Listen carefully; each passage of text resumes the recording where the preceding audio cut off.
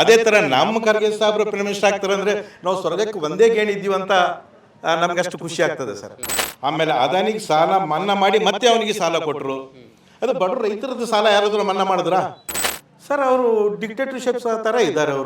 ಅವರು ಮಾಡಂಗಿಲ್ಲ. ಅವ್ರು ಯಾಕೆ ಮಾಡ್ಲಿಕ್ಕೆ ಹೋಗ್ತಾರೆ ಸರ್? ಅವರು ಜುಮ್ಲಾ ಏನಾನು ಹೇಳಿದ್ರೆ ಜುಮ್ಲಾ ಅಂತಾರೆ ಅವರು. ನಮಸ್ಕಾರ. ನಿಮ್ಮ ಹೆಸರು ಸರ್? ನನ್ನ ಹೆಸರು ಬಾಬು ಕಾಶಿ. ಇದೇ ಊರು? ಹಾಂ, ಪ್ರಾಪರ್ ಚಿತ್ತಾಪುರ ಸರ್. ಅಂದರೆ ನಿಮ್ಮ ಲೋಕಸಭಾ ಕ್ಷೇತ್ರ ಕಲಬುರಗಿ ಸರ್? ಹೌದು ಕಲಬುರಗಿ. ಹೌದು. ಯಾರು? ಉಮೇಶ್ ಜಾಧವ್ ಅವರು. ಸರ್, ಇಲ್ಲಿವರೆಗೆ ಅವ್ರು ಕಣ್ಣಿಗೆ ಕಾಣ್ತಕ್ಕಂಥ ಕೆಲಸಗಳು ಯಾವುವು ಬಂದಿಲ್ಲ. ಅವ್ರು ಎಲೆಕ್ಷನ್ ಆದಮೇಲೆ ಅವ್ರು ಎಲ್ಲೋ ಏನೋ ಸಿಗ್ಲಿಕ್ಕೂ ರೆಡಿ ಇಲ್ಲ. ಅದಕ್ಕೆ ಇಲ್ಲಿವರೆಗೆ ಚಿತ್ತಾಪುರಕ್ಕೆ ಆಗಲಿ ನಮ್ಮ ಈ ಜಿಲ್ಲೆಗಾಗಲಿ ಬಂದಂಥ ಕೆಲವು ಸನ್ಮಾನ್ಯ ಡಾಕ್ಟರ್ ಮಲ್ಲಿಕಾರ್ಜುನ್ ಖರ್ಗೆ ಸಾಹೇಬ್ರು ಇದ್ದಾಗ ಎಷ್ಟೋ ಪ್ರಾಜೆಕ್ಟ್ಗಳು ಬಂದಿದ್ದು. ಅವು ರೈಲ್ವೆದಾಯಿತು, ರೈಲ್ವೆ ಬಗ್ಗಿಗಳದಾಯಿತು, ಅದು ವೀಲ್ಗಳದಾಯಿತು, ಮತ್ತು ಯಾವುದು ಬಟ್ಟೆದಾಯಿತು, ಫ್ಯಾಬ್ರಿಕೇಷನ್ದು, ಅದೆಲ್ಲ ಸ್ಕೀಮ್ಗಳು ವಾಪಸ್ ಹೋಗಿದೆ, ಬರಲಿಲ್ಲ. ಅವರು ತರಬೇಕಾಗಿತ್ತು. ಯಾಕಂದರೆ ಸರ್ಕಾರ ಅವ್ರದ್ದಿತ್ತು. ನಮ್ಮಲ್ಲಿ 28ರಲ್ಲಿ 25-26 ಜನ MP ಗಳು ನಮ್ಮ ಕರ್ನಾಟಕದವರು ಇದ್ದರು. ಅವರು ಒಂದು ಅವಾಜ್ ಮಾಡಲಿಲ್ಲ ಅಲ್ಲಿ ದೆಹಲಿಯಲ್ಲಿ. ಯಾಕಂದರೆ ಇಲ್ಲಿ ರೈತರ ಪ್ರಾಬ್ಲಮ್ಮು, ಯುವಕರ ಪ್ರಾಬ್ಲಮ್ಮು, ಆಮೇಲೆ ಯುವಕರ ಭವಿಷ್ಯದ ಬಗ್ಗೆ ಪ್ರಾಬ್ಲಮ್ಮು ಸಾಕಷ್ಟಿದೆ. ಅದ್ರ ಬಗ್ಗೆ ಯಾರೂ ಚರ್ಚೆನೇ ಮಾಡಿಲ್ಲ. ಅದು ಭಾಳ ನಮ್ಗೆ ವಿಷಾದ ಅನ್ನಿಸ್ತದೆ ಸರ್. ಅವು ಮಾಡಬೇಕಾಗಿತ್ತು, ಯಾಕೆ ಮಾಡಲಿಲ್ಲೋ ಗೊತ್ತಿಲ್ಲ. ಈಗ ಉಮೇಶ್ ಜಾಧವ್ ಅವರು ಎರಡು ಟ್ರೈನ್ ಬಿಟ್ಟಿದಾರಲ್ಲ ಸರ್, ಇಲ್ಲಿಂದ ಬೆಂಗಳೂರಿಗೆ, ಕಲಬುರಗಿಯಿಂದ ಬೆಂಗಳೂರಿಗೆ ಡೈರೆಕ್ಟ್ ನೇರವಾಗಿ ಟ್ರೈನ್ ಬಿಟ್ಟಿದಾರಲ್ಲ, ಅದೇನು ಬಡಗೋಸ್ಕರ ಬಿಟ್ಟಿದ್ದಾರಾ? ಇಲ್ಲ. ಬಡವ್ರಿಗೋಸ್ಕರ ಬಿಟ್ಟಿದ್ದ ಟ್ರೈನ್ ಹೇಳಬೇಕಾದ್ರೆ ನಿಮ್ಗೆ ಡಾಕ್ಟರ್ ಮಲ್ಲಿಕಾರ್ಜುನ್ ಖರ್ಗೆ ಅವರು ರೈಲ್ವೆ ಮಿನಿಸ್ಟರ್ ಇದ್ದಾಗ ಇದು ಹುಬ್ಬಳ್ಳಿ ಟ್ರೈನ್ ಬಿಟ್ಟಿದ್ದಾರೆ ನೋಡಿ. ಹುಬ್ಬಳ್ಳಿ ಟ್ರೈನು ಸಿಕಿಂದ್ರಾಬಾದ್ನಿಂದ ಹುಬ್ಬಳ್ಳಿಗೆ.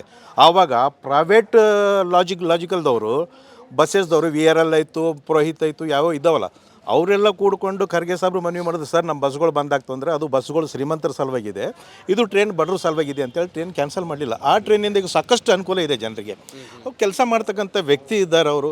ಅದಕ್ಕೆ ನಾವು ಅವರಿಗೆ ಮೆಚ್ಚುಗೆ ವ್ಯಕ್ತಪಡಿಸ್ತೀವಿ. ಈಗ ಮಲ್ಲಿಕಾರ್ಜುನ್ ಖರ್ಗೆ ಅವರು ಇಂಡಿಯಾ ಅನ್ನುವ ಒಕ್ಕೂಟ ಬಂದರೆ ಅವರೇ ಪ್ರಧಾನಮಂತ್ರಿ ಆಗ್ಬೋದು ಅನ್ನುವ ಮಾತು ಓಡಾಡ್ತಾ ಇದೆ ಹೈಕಮಾಂಡಲ್ಲಿ. ಸೊ ಆದರೆ ನಿಮಗೆ ಎಷ್ಟು ಹೆಮ್ಮೆ ಅನಿಸುತ್ತೆ ಸರ್? ನಮ್ಗೆ ಆದಷ್ಟು ಹೆಮ್ಮೆ, ನಮ್ಮ ಭಾಗಕ್ಕೆ ಆದಷ್ಟು ಹೆಮ್ಮೆ. ನಾವು ಹೇಳಕ್ಕೆ ಅದಕ್ಕೆ ನಾವು ಇದೇ ಇಲ್ಲ. ಏನು ಹೇಳ್ತಾರೆ ಅಂದರೆ, ವೆಚ್ಚಕ್ಕೆ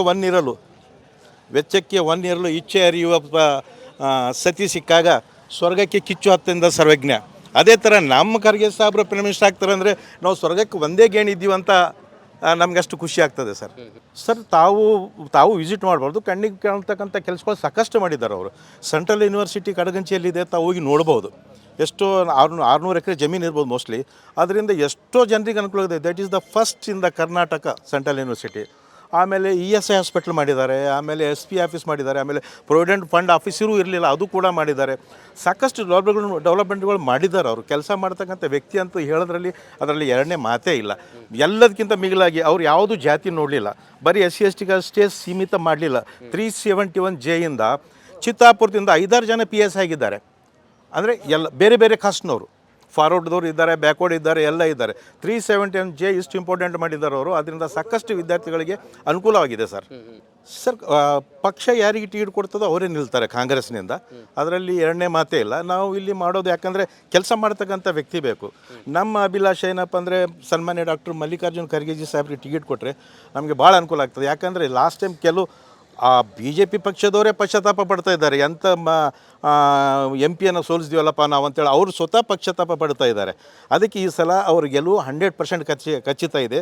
ನಾವು ಸಾರ್ವಜನಿಕರಾಗಿ ಹೇಳ್ತಾ ಇದ್ದೀವಿ ಘಂಟಾಘೋಷವಾಗಿ. ಈ ಸಲ ಅವರಿಗೆ ಟಿಕೆಟ್ ಕೊಟ್ಟರೆ ಹೈಕಮಾಂಡ್, ನಾವು ಹೈಕಮಾಂಡ್ನಲ್ಲಿ ವಿನಂತಿ ಮಾಡ್ತೀವಿ, ಕೊಡಲಿಲ್ಲ ಅಂದರೆ ಪಕ್ಷಕ್ಕೆ ಮಾಡ್ತೀವಿ ಸರ್. ಈ ಸಲ ಕಾಂಗ್ರೆಸ್ ಪಕ್ಷಕ್ಕೆ ಮಾಡ್ತೀವಿ, ಕಾಂಗ್ರೆಸ್ ಮಾಡ್ತೀವಿ ಸರ್. ಹಾಗಾದರೆ ನೀವು ಬದಲಾವಣೆಯನ್ನು ಬಯಸ್ತಾ? Yes 100% changing we want. ಕೇಂದ್ರದಲ್ಲಿ ಸರ್, ಕೇಂದ್ರದ ಬಗ್ಗೆ ನಿಮ್ಮ ಅಭಿಪ್ರಾಯ? ಕೇಂದ್ರದ ಬಗ್ಗೆ ನೋಡಿ ಸರ್, ಕಾಂಗ್ರೆಸ್ ಸರ್ಕಾರ ಬಂದರೆ ಭಾಳ ಒಳ್ಳೆಯದು. ಯಾಕಂದರೆ GSTಯಿಂದ ಜನ ಬೇಸತ್ತೋಗಿದ್ದಾರೆ. ಸನ್ಮಾನ್ಯ ಪ್ರಧಾನಮಂತ್ರಿ ಮೋದಿ ಒಳಾದಂಥ 15 ಲಕ್ಷ ಕೊಡ್ತೀವಿ ಅಂತೇಳಿ ಆಸೆ ತೋರಿಸಿದ್ರು, 2 ಕೋಟಿ ಜಾಬ್ ಕೊಡ್ತೀವಿ ಅಂತ ಆಸೆ ತೋರಿಸಿದ್ರು. ಸಿಲಿಂಡರ್ ಗ್ಯಾಸ್ ರೇಟ್ ಗಗನಕ್ಕೇರಿತ್ತು. ಆಮೇಲೆ ಪೆಟ್ರೋಲ್ ರೇಟ್, ಕ್ರೂಡಲ್ ಕಚ್ಚಾ ತೈಲ ರೇಟ್ ಕಡಿಮೆ ಆದರೆ ಕೂಡ ಸಿಲಿಂಡರ್ ಉಚಿತವಾಗಿ ಕೊಟ್ಟರಲ್ಲ ಸರ್? ಎಲ್ಲಿ ಉಚಿತವಾಗಿ ಫಸ್ಟ್ ಸಿಲಿಂಡರ್ ಕೊಟ್ಟರು. ಈಗ ರೇಟ್ಗಳು ಅವಾಗ 450 ಇತ್ತು ಸರ್, ಇವಾಗ 950,000 ಚಿಲ್ಲರಿದೆ. ಡಬಲ್ ಮಾಡಿಬಿಟ್ರಲ್ಲ ಕೊಡೋದು. ಅದಂದರೆ ಬಾಯಿಗೆ ಸ್ವಲ್ಪ ರುಚಿ ಹಚ್ಚಿ ಕೊಟ್ಬಿಟ್ರು. ಆ ರುಚಿಗೆ ಹೆಣ್ಮಕ್ಳಿಗೆ ಸ್ವಲ್ಪ ಮೈ ಗ್ಯಾಸ್ ಮೇಲೆ ಮಾಡೋದಂದ್ರೆ ಅನುಕೂಲ, ಒಲೆ ಹಚ್ಚಿ ಮಾಡೋದಂದ್ರೆ ಕಷ್ಟ. ಈಗ ಅವರೆಲ್ಲ ಗ್ಯಾಸಿಗೆ ಅಡಾಪ್ಟ್ ಮಾಡಿಬಿಟ್ರು. ಅವ್ರಿಗೆ ಒಂದು ಟೈಪ್ ಹಿಪ್ನೋಟಿಸಮ್ ಮಾಡ್ದಂಗೆ ಮಾಡಿಬಿಟ್ರು. ಅವರು ಗ್ಯಾಸಿಗೆ ಅಡಿಟ್ ಆಗಿಬಿಟ್ಟಿದ್ದಾರೆ.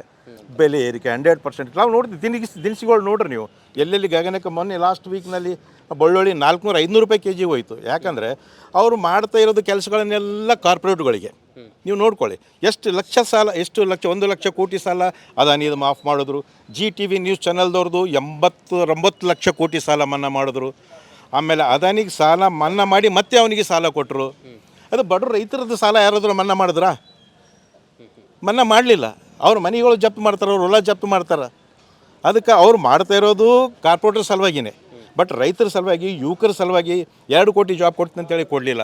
ಎಷ್ಟೋ MLC ಕಂಪ್ನಿಗಳಲ್ಲಿ ಉಲ್ಟಾ ಜಾಬ್ ತೆಗೆಸಿಬಿಟ್ರು. ಹೀಗಾಗಿ ಭಾಳ ಪ್ರಾಬ್ಲಮ್ ಇದೆ ಸರ್. ಕ್ರಿಟಿಕಲ್ ಯುವ ಜನತೆಗೆ ಭಾಳ ಪ್ರಾಬ್ಲಮ್ ಇದೆ ಏನು ಹೇಳ್ತೀರಾ? ಸರ್. ಮಾರಾಟ ಮಾಡಿದ್ದು ತಪ್ಪು. ಎಷ್ಟೆಲ್ಲ ಸಂಸ್ಥೆಗಳು 1926ಇಂದ ಕಾಂಗ್ರೆಸ್ನವ್ರು ಮಾಡ್ಕೊಂಬಂದರು. ಅಷ್ಟೆಲ್ಲ ಪ್ರಾಪರ್ಟೀಸ್ ಕಾಂಗ್ರೆಸ್ನವ್ರು ಸಂಗ್ರಹಿಸಿಟ್ರು. ಸ್ವಾತಂತ್ರ್ಯ ಸಿಕ್ಕಾಗ ಒಂದು ಪಿನ್ ತಯಾರು ಮಾಡ್ತಕ್ಕಂಥ ಫ್ಯಾಕ್ಟ್ರಿ ಇರಲಿಲ್ಲ. ಅದಾದಮೇಲೆ ಅವರೆಲ್ಲ ಕಾಂಗ್ರೆಸ್ನವ್ರು ಬಂದು ಎಲ್ಲ ಡೆವಲಪ್ಮೆಂಟ್ ಮಾಡ್ಕೋದು ಬಂದರು. 60-70 ವರ್ಷದಲ್ಲಿ ಇವ್ರು ಏನು ಮಾಡಿಲ್ಲ ಅಂತ ಹೇಳ್ತಾರೆ. ಬಟ್ ನಂದು ಏಜಿನ ಸರ್ವಿಸ್ ಪ್ರಕಾರ ನೋಡಿದ್ರೆ ನಾನು 16 ಇಯರ್ಸ್ನಿಂದ ನಾನು ಫೀಲ್ಡ್ ವರ್ಕ್ ಮತ್ತು ಸೋಷಿಯಲ್ ವರ್ಕ್ನಲ್ಲಿ ಇದ್ದೀನಿ. ಅವಾಗಿನಿಂದ ಕೆಲಸ ಮಾಡ್ತಾ ಬಂದಿದ್ದಾರೆ. ದೇಶಕ್ಕಾಗಿ ಎಂಥ ಒಳ್ಳೊಳ್ಳೆ ಡ್ಯಾಮ್ಗಳು ಕಟ್ಟಿದ್ದಾರೆ, ಒಳ್ಳೊಳ್ಳೆ ಇನ್ಫ್ರಾಸ್ಟ್ರಕ್ಚರ್ ಮಾಡಿದ್ದಾರೆ, ಒಳ್ಳೊಳ್ಳೆ BHL ಎಲ್ಲ ಮತ್ತು ಪ್ಲೇನ್ ತಯಾರ್ತಕ್ಕಂಥ ಫ್ಯಾಕ್ಟ್ರಿಗಳು ಮಾಡಿದ್ದಾರೆ. ಎಲ್ಲ ಅವ್ರ ಕಾಲದಲ್ಲಾಗಿದೆ. ಇವ್ರು ನೋಡಿದರೆ ಎಲ್ಲ ಬಾಡಿ ಕೊಡ್ತಾ ಇದ್ದಾರೆ. ಈಗ ಲಾಲ್ ಕಿಲಾ ಬಾಡಿ ಕೊಟ್ಟಿದ್ದಾರೆ. ವರ್ಷಿಗೆ 5 ಎಷ್ಟು ಹೇಳ್ತಾರೆ ಅವರು, 5 ಕೋಟಿ ಅಂತೆ.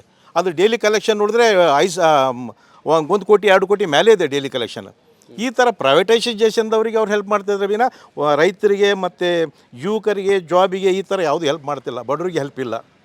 ಹಾಂ, ಹಾಗಾದರೆ ಕೇಂದ್ರದ ನರೇಂದ್ರ ಮೋದಿ ಅವರು ಬದಲಾವಣೆ ಆಗಬೇಕಾ? ಆಗ್ಬೇಕು ಸರ್, ಹಾಗೇ ಬೇಕು. ಅವ್ರು ಮಾಡ್ತಿರೋದೇ ಕಾರ್ಪೊರೇಟರ್ಗಳ ಸಲುವಾಗಿ. ಅದಕ್ಕೆ ಬಿಟ್ಟರೆ ಬೇರೆ ಏನೂ ಇಲ್ಲ. ಅವ್ರ ವೆಚ್ಚಗಳು ನೋಡಿರಿ, ಪೇಪರ್ನಲ್ಲಿ ನಾವು ಮೀಡಿಯಾದಲ್ಲಿ ಹಾಕಿದ್ದು ಓದಿ ಹೇಳ್ತಾ ಇದ್ದೀವಿ. ಅವ್ರು ಟೂರ್ ಹೋಗ್ಬೇಕಾದ್ರೆ ಎಷ್ಟು ಖರ್ಚು ಬರ್ತದೆ ಅದನ್ನು ಹೇಳ್ರಿ. ಡೈಲಿದವ್ರದ್ದು ಎಷ್ಟು ಖರ್ಚಿದೆ. ಒಬ್ಬ ಸಾಮಾನ್ಯ ಜನಕ್ಕೆ ಲಾಲ್ ಬಹದ್ದೂರ್ ಶಾಸ್ತ್ರಿ ಟೈಪ್ ಮಾಡ್ಬೋದಲ್ಲ ಅವರು. ಲಾಲ್ ಬಹದ್ದೂರ್ ಶಾಸ್ತ್ರಿ ನಮ್ಮ ದೇಶಕ್ಕೆ ಹೆಸರುವಾಸಿಯಾದಂಥ ಪ್ರಧಾನಮಂತ್ರಿ. ಅವ್ರು ದೋತ್ರ ಹರಿದ್ರೂ ಅದೇ ದೋತ್ರ ಮೇಲೆ ಪಾರ್ಲಿಮೆಂಟಿಗೆ ಹೋಗ್ತಿದ್ರು ಅವರು. ಮತ್ತು ಇವ್ರ ಥರ ಶೂಟ್ ಬೋಟ್ ಅಂತೂ ಹಾಕಲಿಲ್ಲ. ಖರ್ಚ ವೆಚ್ಚ ಯಾರ್ದದು? ಬಡವ್ರ ಜನರಲ್ಲ, ರೈತರದಲ್ಲ ದುಡ್ಡು. ಅದು ನಿಮ್ಮದೆಲ್ಲ, ನಮ್ಮೆಲ್ಲರದ್ದು ದುಡ್ಡೆಲ್ಲ ಟ್ಯಾಕ್ಸ್ ಕಟ್ಟಿದ್ದು. ಯಾಕೆ ಅಷ್ಟು ಶೋಕಿ ಬೇಕು ನಮಗೆ? ಈಗ ನರೇಂದ್ರ ಮೋದಿ ಅವರು ಈ 10 ವರ್ಷ ಅಧಿಕಾರ ಆಯ್ತು, ಇನ್ನೊಂದು 2 ತಿಂಗಳು 10 ವರ್ಷ ಆಗುತ್ತೆ. ಒಂದೇ ಒಂದು ಪತ್ರಿಕಾಗೋಷ್ಠಿಯನ್ನು ಮಾಡಲಿಲ್ಲ. ಬಗ್ಗೆ ನೀವೇನು ಹೇಳ್ತೀರಾ? ಸರ್, ಅವರು ಡಿಕ್ಟೇಟರ್ಶಿಪ್ಸ್ ಥರ ಇದ್ದಾರೆ. ಅವರು ಮಾಡೋಂಗಿಲ್ಲ. ಅವ್ರು ಯಾಕೆ ಮಾಡ್ಲಿಕ್ಕೆ ಹೋಗ್ತಾರೆ ಸರ್? ಅವರು ಜುಮ್ಲಾ ಏನಾನು ಹೇಳಿದ್ರೆ ಜುಮ್ಲಾ ಅಂತಾರೆ ಅವರು. ಅವ್ರದ್ದು ಏನಿದೆ ಸರ್, ಒಂದು ಜೋಕ್ ಹೇಳಂದ್ರೆ ಹೇಳ್ತೀನಿ. ಆತಿ ಚಲೆ ಬಜಾರ್, ಕುತ್ತೆ ಬೋಕೆ ಅಜಾರ್. ನಾನು ಆನೆ ಹೋಗ್ದಂಗೆ ಹೋಗ್ತಾ ಇರ್ತೀನಿ, ನಾಯಿಗಳು ಬೊಗಳ್ತಾ ಇರ್ತಾವಂತ ಅವ್ರದ್ದು ಥೇರಿ ಇದೆ. ಬಟ್ ಇದು ಜನರು ಬದಲಾವಣೆ ಮಾಡ್ತಾರೆ, ಇದು 100% ಇದೆ. ಅಂದರೆ ಜನರಿಗೆ ಈ ಬದಲಾವಣೆ ಮಾಡಬೇಕು ಅಂತ ಜನರಿಗೆ ಅನಿಸಿದೆ ಅನ್ಸುತ್ತಾ? ಅನಿಸಿದೆ ಸರ್, ಇದೆ ಸರ್. ಹಾಂ, ಇದೆ. ಪ್ರತಿ ಎಲ್ಲ ಜನರಲ್ಲಿ, ಯುವಕರಲ್ಲಿ ಇದೆ ಸರ್ ಮನಸ್ಸಲ್ಲಿ. ಯಾಕಂದರೆ ಕೊರೋನಾಯಿಂದ ನೋಡ್ತಾ ಇದ್ದಾರೆ. ಕೊರೋನಾದಿಂದ ಎಷ್ಟು ಲೂಟಿ ಆಯಿತು, ಕೊರೋನಾಕ್ಕೆ ಎಷ್ಟು ಸೆಂಟ್ರಲ್ ಗೌರ್ಮೆಂಟಿಗೆ ದುಡ್ಡು ಬಂತು, ರಾಜ್ಯ ಸರ್ಕಾರಕ್ಕೆ ದುಡ್ಡು ಬಂತು, ಅದ್ರದ್ದು ಯಾವುದೂ ಲೆಕ್ಕ ಇಲ್ಲ. ಈಗ ರಾಮ ಮಂದಿರ ಬೇಕು, ನಮಗೂ ಬೇಕು. ರಾಮ ನಮ್ಮ ದೇವರು ಕೂಡ ಇದ್ದಾರೆ, ಇಲ್ಲ ಅನ್ನಲ್ಲ. ಈಗ ಅದು ಮಾಡೋದಕ್ಕಿಂತಲೂ ಒಂದು ಒಳ್ಳೆ ಹಾಸ್ಪಿಟ್ಲ್ಗಳು, ಒಂದು ಒಳ್ಳೆ ಎಜುಕೇಷನ್ ಸೊಸೈಟಿಗಳು ಮಾಡಿದರೆ ಎಷ್ಟು ಜನಕ್ಕೆ ಕೆಲಸ ಕೊಡಲ್ಲ ಸರ್? ಎಷ್ಟು ಜನ ಬಡ ಮಕ್ಕಳು, ಎಷ್ಟು ಜನ ಪ್ರೋಟೀನ್ ಇಲ್ಲದೆ ಸಾಯ್ತಾ ಇದ್ದಾರೆ. ಅದಕ್ಕಿಲ್ಲ. ಮೊನ್ನೆ ಅಂಬಾನಿಯವ್ರು ಮಾಡಿದ್ರು, ಪಾಪ ದೇವರು ಅವ್ರಿಗೆ ಇನ್ನೂ ಕೊಡಲಿ, ಪ್ರೀ ವೆಡ್ಡಿಂಗ್ ಆ್ಯನಿವರ್ಸರಿ ಅಂತ ಮಾಡಿದ್ರು. ಸಾವಿರಾರು ಕೋಟಿ ಖರ್ಚು ಮಾಡಿದ್ರು. ಬಡ್ರ ಸಾಲಿಗೆ ಏನಾದರೂ, ರೈತರ ಸಾಲಿಗೆ ಏನಾದರೂ ಮಾಡಿದ್ರ? ಒಳ್ಳೊಳ್ಳೆ ಸೆಲೆಬ್ರಿಟಿಗಳು ತಂದು ಅವ್ರಿಗೆ ವೇಟ್ರಸ್ ಟೈಪ್ ಕೆಲಸ ಮಾಡಿಸ್ಲಿಕ್ಕೆ ಹಚ್ಚಿದ್ರು. ಯಾಕಂದರೆ ಕಾರ್ಪೊರೇಟ್ಗಳು ಅವರಿಂದ ಗಳಿಸಿದ್ದಾರೆ. ಈಗ ನಿಮಗೂ ಗೊತ್ತಿದೆ ಇದು, but you can't say that. ಹಾಗಾದರೆ ನೀವು ಬದಲಾವಣೆ ಆಗಬೇಕು ಆಗ್ಬೇಕು ಸರ್, 100% ಆಗ್ಬೇಕು. Okay, thank you. ನಮಸ್ಕಾರ.